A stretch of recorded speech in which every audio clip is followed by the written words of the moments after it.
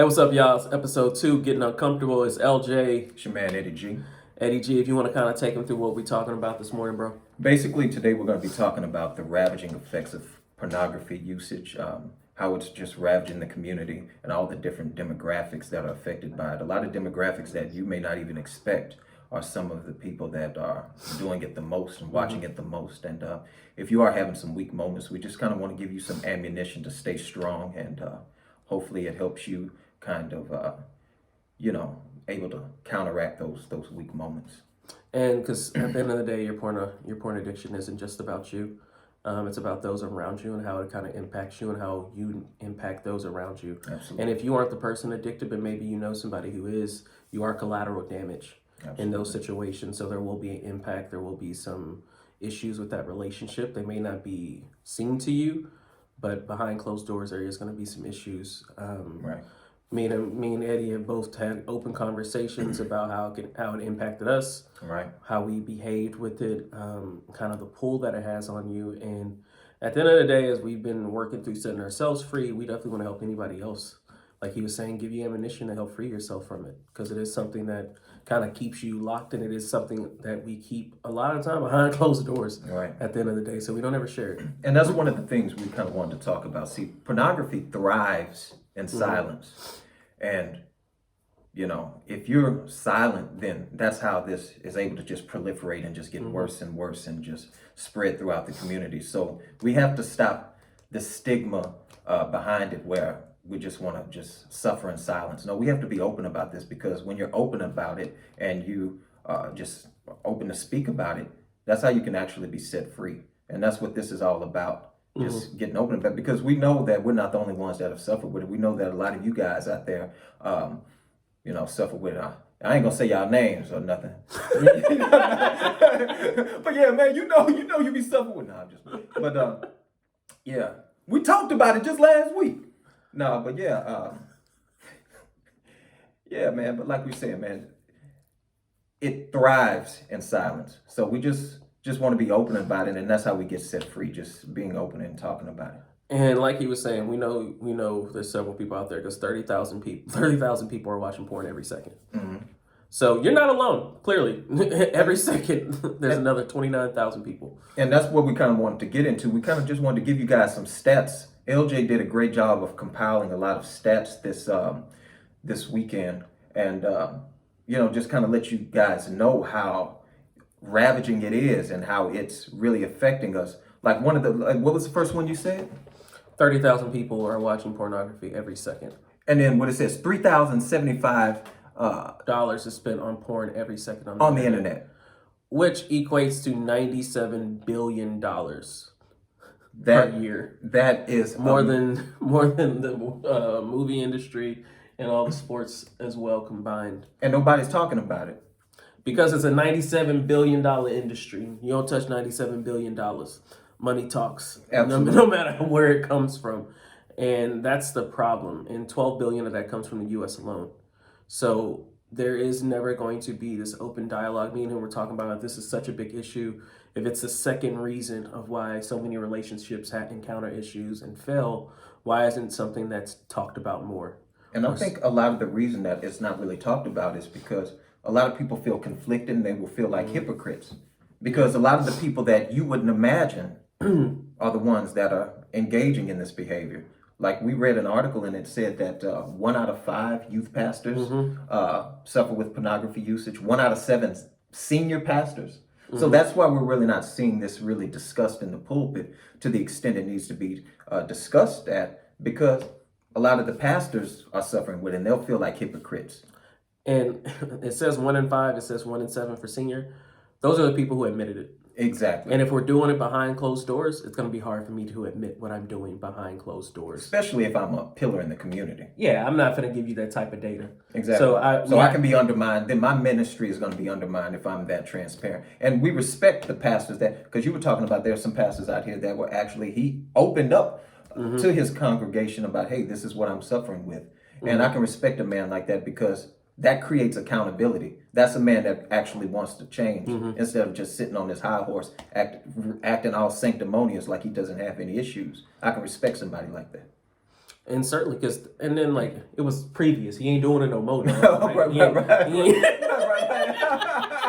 Right. he ain't out here no more. Hey, I ain't gonna lie, I struggled last night, y'all, but I'ma still do this sermon. No. Stay faithful to your wife, y'all. All right. Oh man.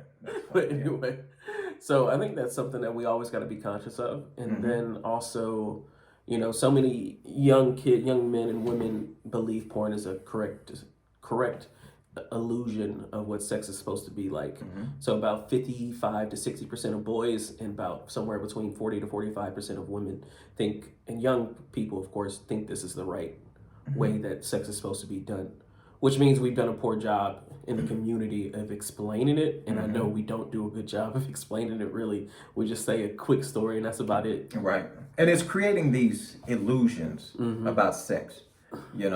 It's creating this, it's created like porn. See, porn is like, in my opinion, it's the embodiment of Satan. Because what it does is it makes all these promises, but then it leaves you empty at the end because you're never satisfied. It has to keep going deeper and deeper and deeper and deeper. It creates dopamine receptor damage because it takes you on this pinnacle of high emotions, and then nothing else. You're numb to life around you, so nothing else really stimulates you anymore. So we have to do a better job. Like if you are watching this, to heal yourself, rewire your brain.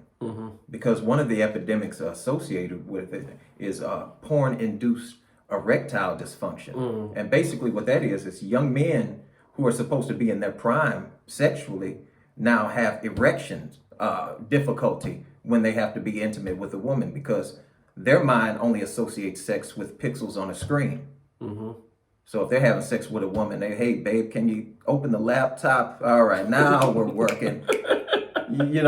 Got my favorite scene. Got my favorite scene. Right. You see this scene right here? This is what we need to mimic. It's. Let's go.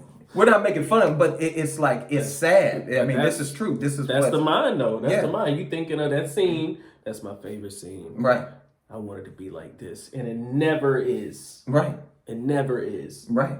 And that's why you just have to keep going, and you get into scenes that you never thought that you would get into. But that's what it takes for you to actually get stimulated now. And like you were talking about, more than 70% of people say they have started to look up things. They get to a point in their search to where things that they would never thought they would look up, deviant, just disgusting things that they never thought they would see. Over 70% of people report looking up things such as that they themselves are not actually like. But that porn addiction says, I need more. What we're doing today just isn't enough. You can have your favorite video, but you need to give me more. I need some more of you. And that's why we feel that porn is leading to, how can you say, like, it's creating a sociopathic society. The things that people wouldn't normally do, now they're doing these things.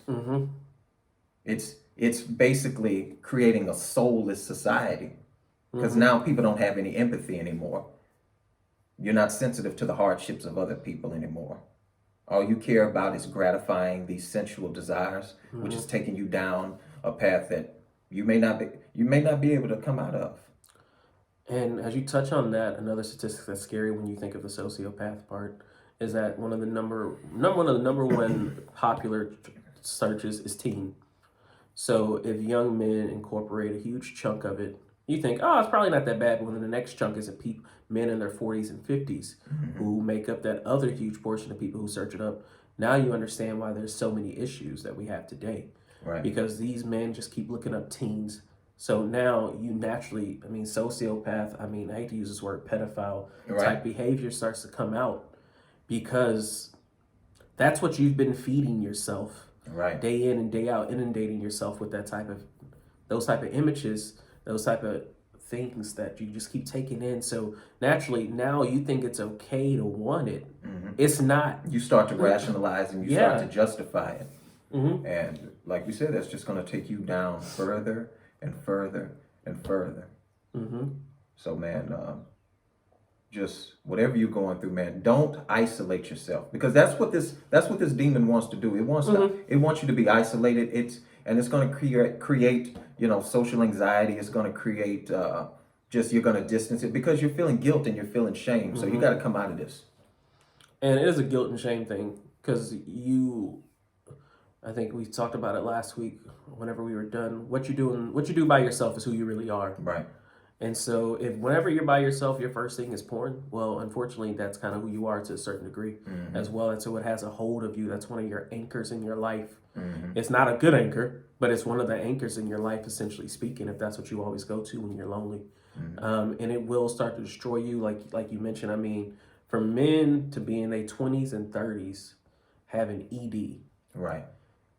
that's wild to me. Right. Because, like you said, you're supposed to be in your prime. You're supposed to be in your prime. Supposed to be in your prime, and you out here can't get it up. Hoping to get a Viagra from Grandpa or something. Hopefully, you leave a blue pill. Right. Hoping you can be okay. But and it's creating so much distance in relationships. Like pornography is like men. It's separating men and women. Like say, like you go to like a restaurant and just do some people gazing. You see that. I can't necessarily say it's all from pornography, but there's just a disconnect in couples. Like when you just watch couples and you just see like this woman's on her phone, he's on his phone over there. And just in general, there's a lack of intimacy that you can see in a lot of couples. And I think a lot of that is associated with pornography use. And people just, energy doesn't lie. So wherever your energy is going, it's going to be manifested in the physical realm. So you can't lie. Whatever you're doing in the dark will eventually manifest in reality. So that's why it's very, very important that you get this under control because it's just going to get worse and worse. And we see so many couples, like couples that do watch porn together, they're more likely to go outside of their marriage. See, that's just like the starting point. It starts there. That's just like where it starts, and then it eventually branches off into infidelity. It branches off into just entertaining other conversations from other people. You know, so man, it's definitely something that you need to be aware of, man. And again, I mean, if there's 30,000 people watching it every second, you're not alone. It's just a conversation that we never have as men. I don't think there's a safe space for men to talk about porn freely. Right. At least the negative impacts of it. I've seen dudes talk about porn, but it's usually about who your favorite star is. Exactly. And that's just creating more of the same. Man. Yeah, it's just creating more of the same. I read an article and it was talking about 90% of men watch porn and 60% of women watch porn. 90%? And that's at least once a month. At least once a month. Bro. 9 out of 10 men. 9 out of 10. You know, but people are open to talk about, you know, alcoholism and drugs. But once you start talking about porn addiction, they'll be, hey, wait a minute. Oh, man. You're starting to step on toes now. Ain't that crazy, though? I can talk about my addiction to drugs, alcohol, but when I talk about porn, people like, whoa, man, that's a little too personal, bro. Because I don't need all that info. Man, sex is very personal to you. Yeah. You know, so that's why it's so important. Like, I feel that just like with children, like kids that when they become an adolescent and they start masturbating, they start watching pornography, other spirits start to latch on. So I think that's kind of like the starting point. Because then after the pornography, after the masturbation comes, you know, drug usage, comes, you know, disciplinary problems, comes anarchy, talking back. And now they're out there doing whatever they want to do. So that's why it's very important. Once you give your child a cell phone, or once they get to a certain age, 13, 14, it's probably too late. You need to start, I honestly think you need to start these conversations with your children. I looked up a statistic. I got some articles I put in the comments or put on this video, but there was a few articles I read that you need to start the conversation almost as early as 10. Wow. 10 to 11 years old. Because once you give them access to a phone, give them access to, you know, the full internet, it can come up accidentally in a way, maybe a YouTube short where they just show something that's kind of a bit, not necessarily porn, but a little bit more exposing, a little bit more driving. And they do that on purpose just to start introducing it to kids. And then, let's keep it real, some of these movies, TV shows, even for kids, to me, I've seen some stuff with my kids. I'm just like, yo, this should not be rated TV, PG. Right. It's a bit too much sexualized. It makes me uncomfortable. So now I have to be able to have these uncomfortable conversations, and I have daughters that are older, so it's gonna be a Mm-hmm. very uncomfortable conversation that I have So to that's have. why it's very important, you as men and women, you get Yes. your sexual purity under control, because now you won't feel conflicted when it's time to have those Mm-hmm. conversations. And I think that's why a lot of parents are scared to have these conversations, because they're like, hey, I don't want to feel like a hypocrite. And it's a very uncomfortable thing too. I Mm-hmm. mean, let's just keep it real. Whether you're doing it or not, it's Mm-hmm. just a very uncomfortable conversation. Yeah. Because we do birds and bees talk, but that's what we've always done for so many years. Mm-hmm. There is so much more to be to inundate that child Mm-hmm. than just that now. Because you can get all those images, you can get everything with just a simple swipe or a simple click. And that's So why having society as a whole is just so much weaker now. yeah. Because we have so many more distractions. We have Mm-hmm. so many more things that are pulling at us, Mm-hmm. that the older generations, they didn't have all Hell no. this psychological warfare going on. Mm-mm. You know, this generation, like your son, your daughter, they have a lot to fight. Mm-hmm. So that's why it's even more imperative that the parents are preparing them for the war of this world that they're going to have to And encounter. I'm about to say, but you say war. I was just about to say you got to give them these weapons to Right. be ready to go to war. Exactly. Because it is a war. It's not a battle because it's never ending. It is a war Right. that you are waging. Mm-hmm. Just like it's a war between good and evil, there really is a war to me that's going on. And if you aren't diligently fighting, you will be swept up. Absolutely. Especially, we know how easy it is for a man to just pull out his phone. You know what I mean? Just It's like right there. It's accessible. It's right there, and it's legal. Yeah, I'm not hurting anybody except myself. Right. And probably those, of course, those around me as well. Right. So I mean, But yeah, man, we hope you guys enjoyed this episode. We just kind of, like we said, we wanted to give you guys some ammunition to keep going. And if you are struggling, hey man, don't isolate yourself. mm-hmm. Talk to somebody. You know, watch these videos that we're putting out. We care, man. That's why we're doing this. This is a safe space to give you guys some ammunition to keep going, Mm-hmm. so you can be a better person for your family, for yourself, and for the community. And just stay getting uncomfortable, y'all. Eddie G and LJ out. Y'all have a good day. Peace.